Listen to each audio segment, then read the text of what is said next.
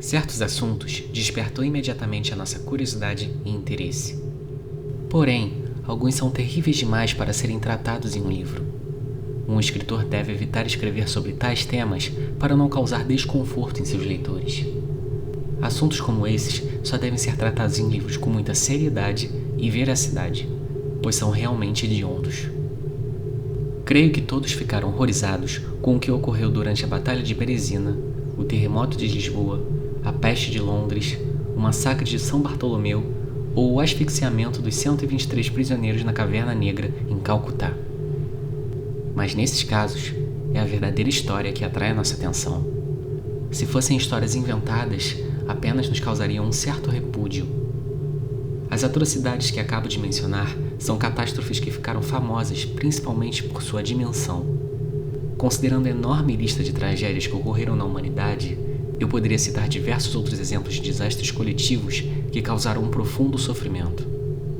Entretanto, a verdadeira desgraça é individual e não coletiva. A maioria das situações mais assustadoras de agonia são vivenciadas quando estamos sozinhos e não em uma multidão. De todos os horrores que uma pessoa pode vivenciar, certamente ser enterrada viva é o pior de todos. Isso ocorre porque os limites que separam a vida da morte são sombrios e vagos. Quem sabe quando a vida termina e quando a morte começa? Sabemos que existem doenças em que as funções vitais de uma pessoa são suspensas, ocorrendo uma pausa temporária no funcionamento do corpo humano. Após um determinado período, os mecanismos fisiológicos voltam a funcionar. Mas onde permanece a alma dessa pessoa durante todo esse tempo? Concluímos que esse tipo de doença causou, por vezes, o sepultamento de pessoas ainda vivas. Além dessa conclusão óbvia, existem relatos médicos e depoimentos de algumas pessoas que comprovam que o enterro de pessoas vivas ocorre frequentemente. Eu mesmo poderia mencionar uma centena de casos como esse.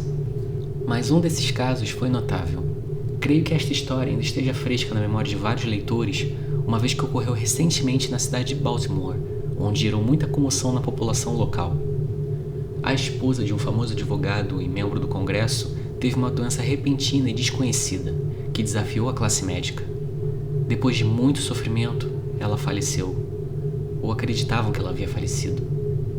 Ninguém suspeitou, ou deveria suspeitar, que ela não estivesse morta. Sua face apresentava a usual inexpressão cadavérica. Seus lábios estavam pálidos. Seu corpo esfriou e seu pulso cessou. Durante 3 dias, seu corpo foi mantido preservado, adquirindo aquela característica rigidez cadavérica. Mas devido ao que parecia ser um avanço rápido no estado de decomposição do corpo, o enterro foi apressado. A senhora foi sepultada no jazigo da família, que foi mantido fechado por 3 anos seguidos. Após todo esse tempo, o túmulo foi aberto para receber um outro caixão. Que horror aconteceu! Seu marido levou um susto ao abrir os portais do jazigo e ser surpreendido com algo envolto em um tecido branco despencando em seus braços.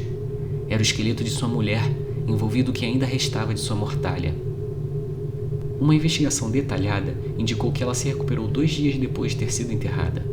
Enquanto lutava para conseguir se libertar, ela provocou a queda do caixão no chão, que foi quebrado, permitindo que ela conseguisse escapar. Uma lamparina que havia sido esquecida dentro do jazigo, cheia de óleo, foi encontrada seca. Contudo, pode ser que o fluido tenha evaporado naturalmente. No degrau mais alto, havia um pedaço do caixão que ela deve ter usado para golpear a porta de ferro, tentando chamar a atenção. Nesse momento, ela provavelmente desmaiou e morreu de profundo terror. Ao cair, sua mortalha deve ter ficado presa em algum ornamento de ferro.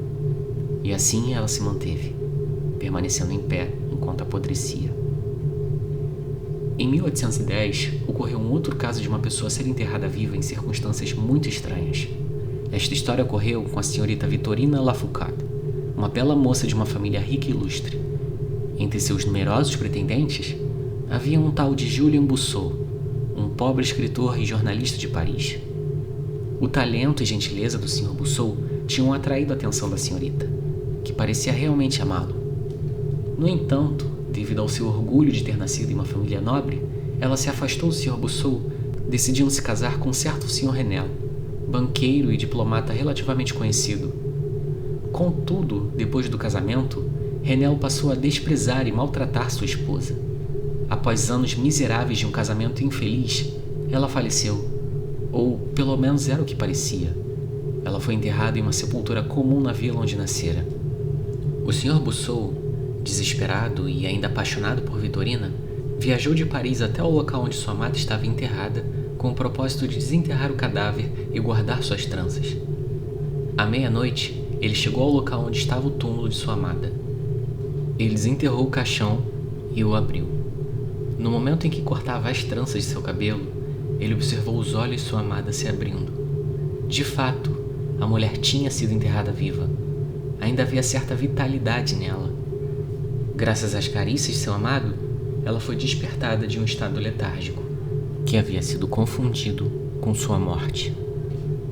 O Sr. Busseau levou sua amada rapidamente para seus aposentos em um vilarejo, onde utilizou todos seus conhecimentos médicos para conseguir recuperá-la. Assim, ela sobreviveu e tornou-se grata àquele que a salvou. Ela permaneceu aos cuidados do Sr. Busseau até se curar completamente. Ela não foi capaz de resistir a tal prova de amor. Vitorina entregou seu coração ao Sr. Busseau e não retornou mais a seu marido. Manteve sua ressurreição em segredo e fugiu com seu amado para a América. 20 anos depois, o casal retornou à França, acreditando que seus conhecidos não seriam capazes de reconhecê-los. Mas estavam errados, porque o Sr. Renel a reconheceu, reivindicando sua esposa. Ela não aceitou seu pedido e o caso foi levado aos tribunais. Foi decidido que, baseado nas circunstâncias peculiares e no longo período de ausência, o Sr. Renel havia perdido qualquer autoridade legal sobre sua esposa. O Jornal de Cirurgia de Leipzig, um periódico alemão de muito prestígio que algumas editoras americanas deviam traduzir e republicar, possui uma matéria recente que relata um caso muito semelhante. O artigo apresenta o relato de um oficial de artilharia de grande estatura e saúde exemplar, que foi arremessado do dorso de um cavalo arisco, levando um coice na cabeça que fez-o perder os sentidos imediatamente. Houve uma pequena fratura craniana, mas não foi observada nenhuma lesão mais grave. Foram realizados procedimentos terapêuticos como trepanação, sangrias e várias outras tentativas para aliviar sua dor. Entretanto, gradualmente, ele caiu em um estado de estupor profundo, que levaram a considerá-lo morto. O dia estava muito quente, e por isso o enterro foi realizado às pressas em um cemitério público. O funeral foi realizado em uma quinta-feira. No domingo, o cemitério estava repleto de visitantes. Próximo ao meio-dia, iniciou-se um burburinho entre as pessoas que passeavam por ali, quando um agricultor, sentado na cova do oficial, disse que sentiu um movimento na terra, como se houvesse alguém se debatendo debaixo dela. No começo, foi dada pouca atenção aos comentários que surgiam, mas o rosto aterrorizado do agricultor e sua insistência em confirmar a história acabaram convencendo a multidão. Foram distribuídas pás e a cova, vergonhosamente rasa, foi aberta em minutos, deixando à mostra a cabeça do oficial. Naquele momento, ele parecia morto, mas estava em uma posição quase sentada. Lá dentro, em uma luta furiosa, ele conseguiu abrir parcialmente a tampa do caixão. Imediatamente, ele foi levado para o hospital mais próximo, onde foi declarado vivo, porém em um estado grave de hipóxia. Depois de algumas horas, ele voltou à vida. Reconheceu algumas pessoas próximas e, em frases entrecortadas, falou sobre a agonia que passou dentro da sepultura. A partir de seu relato, ficou claro que ele deve ter perdido a consciência por mais de 1 hora enquanto foi enterrado. A cova foi preenchida com desleixo. Graças à terra excessivamente porosa, o ar podia passar e ele pôde respirar. Ele ouviu os passos da multidão acima de sua cabeça e se esforçou para ser ouvido. Foi o tumulto do cemitério que o fez despertar de um sono profundo. Assim que ele acordou, percebeu o horror em que se encontrava. De acordo com os registros, ele conseguia se recuperar bem. Entretanto, acabou sendo vítima de experimentos médicos desastrosos. Em uma das experiências, num teste de galvanismo, foi aplicada uma descarga elétrica muito intensa, que causou sua morte. Falando em galvanismo, esse assunto me lembra o famoso e extraordinário caso que levou o Sr. Edward Stapleton, um jovem advogado londrino, a ser enterrado durante 8 dias. Este fato aconteceu em 1831, quando ficou muito conhecido. O Sr. Stapleton, aparentemente, morreu de febre tifoide, com sintomas incomuns que despertaram a curiosidade de seus médicos. Após o óbito do paciente, foi solicitada a necrópsia, que deveria ser autorizada por seus amigos mais próximos, uma vez que o falecido não possuía familiares. Os amigos do Sr. Stapleton se recusaram a aceitar que a autópsia fosse realizada. Na terceira noite após o funeral do jovem advogado, os médicos decidiram desenterrá-lo e dissecá-lo em segredo. O corpo foi removido por um grupo de desenterradores de cadáveres, que podem ser encontrados facilmente em Londres. O suposto cadáver foi removido de uma cova de 2,5 metros de profundidade e depositado na sala de operações de um hospital particular. Os médicos realizaram uma incisão no abdômen e observaram que os tecidos ainda possuíam uma aparência fresca, o que os levou a realizar um teste de eletrogalvanismo. Várias descargas elétricas foram aplicadas, havendo as respostas usuais, ou seja, nada que caracterizasse a presença de vida após a contração muscular estimulada por eletricidade. Já era tarde. O sol já estava quase nascendo quando decidiram iniciar a dissecação. Um estudante, que estava motivado a provar sua teoria, insistiu que fosse aplicado um estímulo elétrico no músculo peitoral. Ele realizou uma incisão e inseriu um fio rapidamente. De repente, o advogado ergueu-se da mesa em um movimento rápido, andou até o meio da sala e olhou inquieto ao seu redor e depois falou. Ninguém conseguiu entender o que ele dizia, mas podiam distinguir algumas sílabas. Depois de falar, ele desmaiou.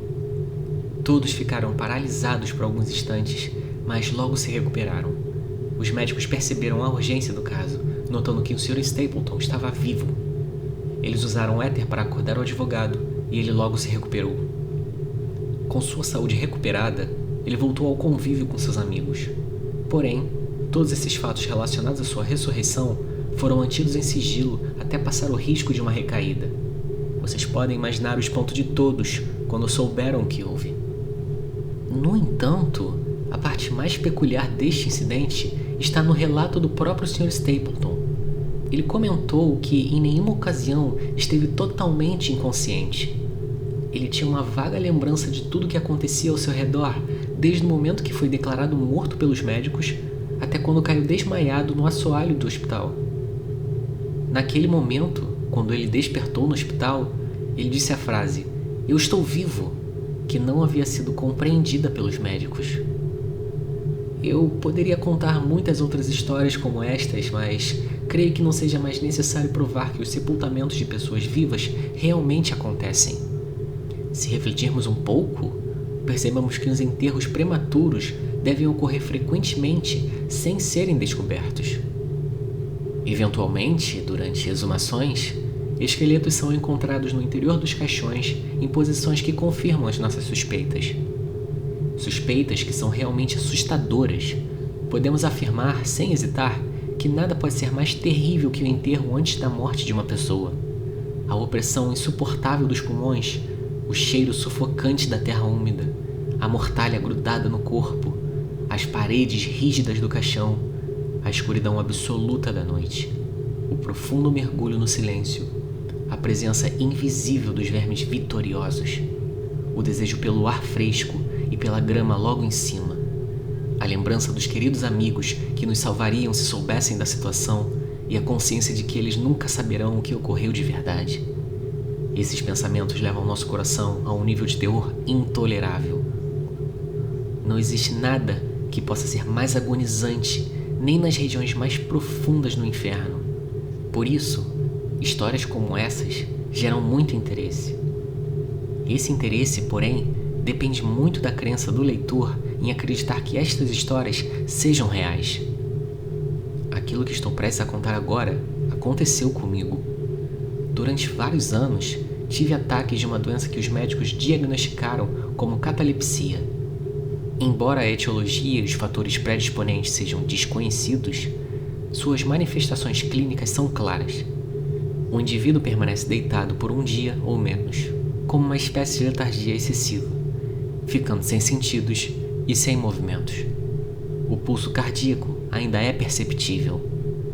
Ocorre uma diminuição na temperatura corporal. Observa-se uma certa palidez no rosto. Ao se colocar um espelho sobre os lábios, pode-se detectar uma fraca atividade respiratória. Em alguns casos, o estado inconsciente pode durar semanas ou até mesmo meses, podendo haver falhas em estabelecer a diferença entre este estado e a morte. Muitas vezes, a pessoa é salva pelo fato de conhecidos informarem os médicos do histórico de catalepsia da pessoa, ou pela ausência de decomposição do corpo. Esta doença avança gradativamente. As primeiras manifestações clínicas são típicas e evidentes.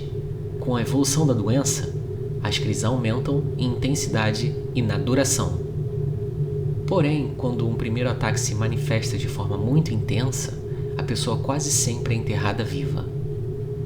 O meu caso não é diferente de nenhum outro relatado em livros de medicina.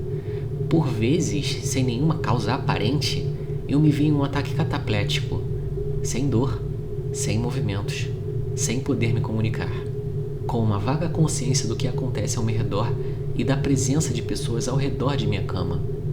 Eu permaneci assim até que eu pudesse me recuperar da crise, retomando o controle sobre meu corpo. Outras vezes, eu era surpreendido por uma crise aguda, duradoura. Repentinamente, me sentia doente, dormente, frio, tonto e, por fim, prostrado. Durante semanas, tudo era vazio, escuro e silencioso. Quando sentia que o universo tinha sido reduzido a nada, eu me sentia completamente aniquilado. Porém, nos ataques mais recentes, percebi que eu despertava mais lentamente quanto mais súbito era o início da crise. O despertar era como o dia amanhecendo para um mendigo, sem lar e sem amigos, que vaga pelas ruas em uma noite de inverno longa e desolada. Era um feliz retorno à minha vida, porém lento e exaustivo. Quando não estava em um ataque de catalepsia, a minha saúde era boa. Nem eu mesmo poderia perceber que possuía a doença se não fosse por algum sintoma que aparecia durante o sono. Ao acordar, eu nunca recuperava o controle total de meus sentidos imediatamente. Durante alguns minutos, permanecia atordoado, com um pensamento confuso. Não conseguia raciocinar direito, nem me lembrar do que havia acontecido. Durante as crises de catalepsia, eu não sentia dor, mas a sensação de aflição era imensa. Meus pensamentos se tornaram sombrios. Eu pensava em vermes, covas e epitáfios. Aos poucos, fui vencido pelo insistente medo da morte e de ser sepultado vivo. Esse tipo de pensamento começou a ser constante.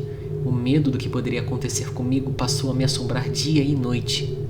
Durante o dia, a tortura destes pensamentos repetitivos era excessiva e durante a noite era constante. Ao anoitecer, com todos os horrores dentro de minha mente, eu estremecia, como plumas de um adorno de carro funerário, tremulando sob o vento. Eu só conseguia dormir com muito esforço, quando já não suportava mais ficar acordado. Sentia calafrios ao pensar que eu poderia acordar em um túmulo. Quando finalmente conseguia dormir, o sonho me fazia entrar em um mundo fantasmagórico, sobre o qual flutuavam as asas enormes, negras e tenebrosas de uma imagem sepulcral. O que eu vou relatar agora é uma das passagens mais marcantes das inúmeras crises que eu tive. Aconteceu em uma das vezes em que eu estava imerso em um transe cataplético mais duradouro e profundo que o normal.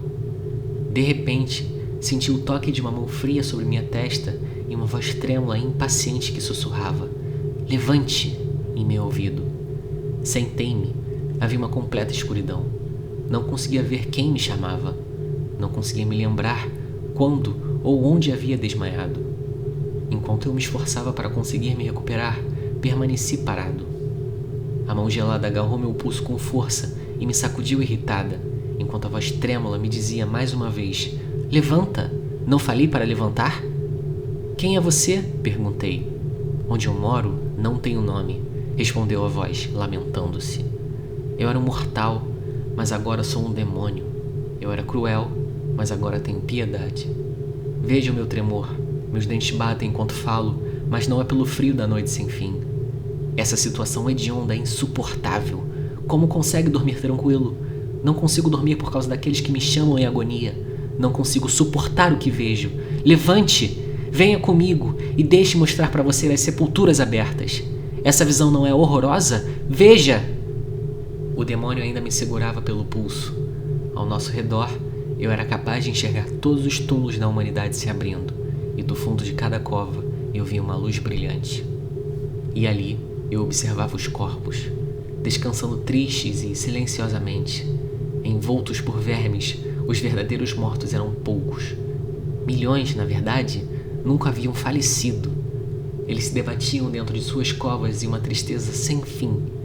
Do fundo de inúmeras sepulturas, ouvi os sussurros de dentro das mortalhas dos sepultados.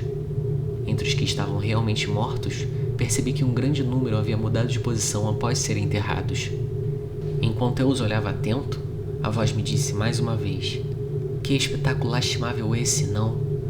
Porém, antes de que eu pudesse responder, ele largou o meu pulso, as luzes brilhantes sumiram e os túmulos se fecharam rapidamente, enquanto eram aprisionados os sons de desespero dentro das covas.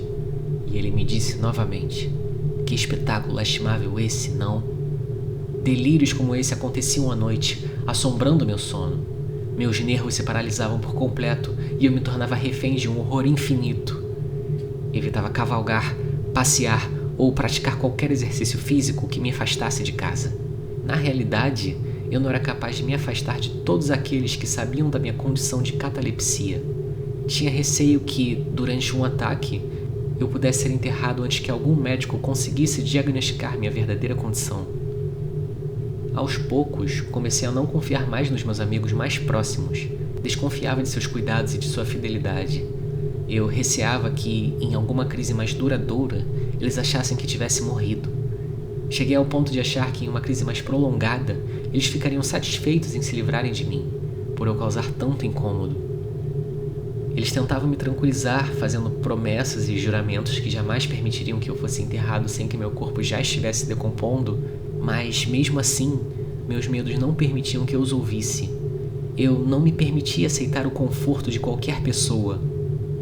Decidi tomar uma série de providências para evitar que meu maior medo se realizasse. Comecei reformando o jazigo de minha família.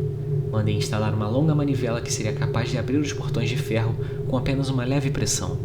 Mandei instalar também dispositivos para a entrada de ar e de luz, e recipientes para comida e água.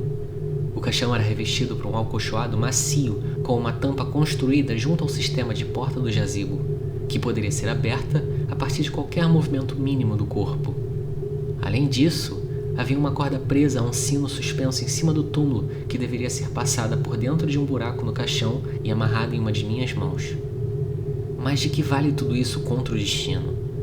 Nem mesmo todos os dispositivos de segurança bastaram para me salvar da agonia de ser enterrado vivo. Em um dos meus ataques de catalepsia, fui completamente imergido em consciência. Uma nuvem escura tomou conta de minha mente. Me sentia entorpecido.